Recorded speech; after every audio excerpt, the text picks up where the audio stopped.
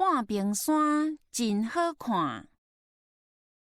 坐火车落南来到高雄的时，拢会看到一座山。这座山敢若互人写一半，剩一边，亲像天然的大徛屏。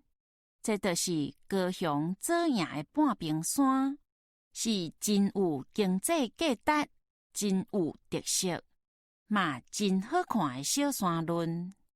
伊的特色就是土质，是石灰岩甲青灰岩两种土染做伙。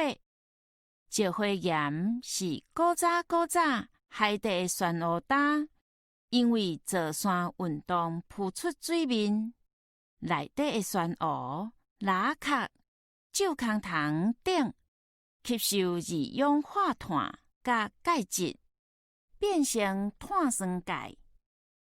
这是红毛土的原料，就是安尼，就有建台、东南、正泰三间水泥公司伫遐开采，赚真侪钱。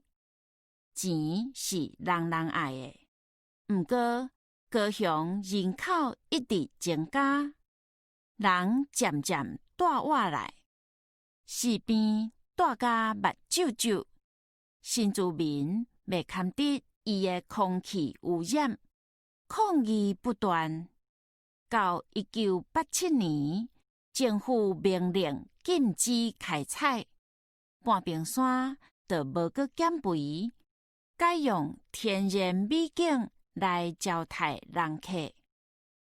其实，半边山自早就风景真水。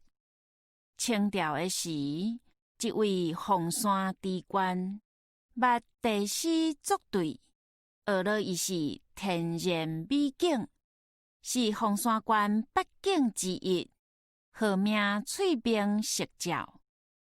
古早人放孔子伯，互咱听较无。用现代白话讲，就是半边山日落，众人就学了。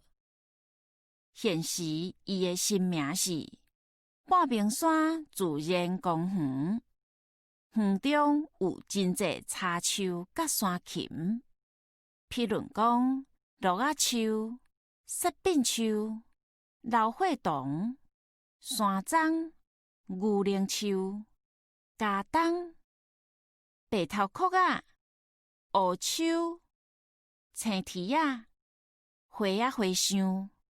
芒桐啊，等等。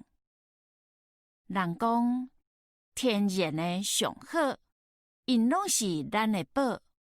有闲，咱就来去遐游山玩水、摸佚佗。作者：屈文石。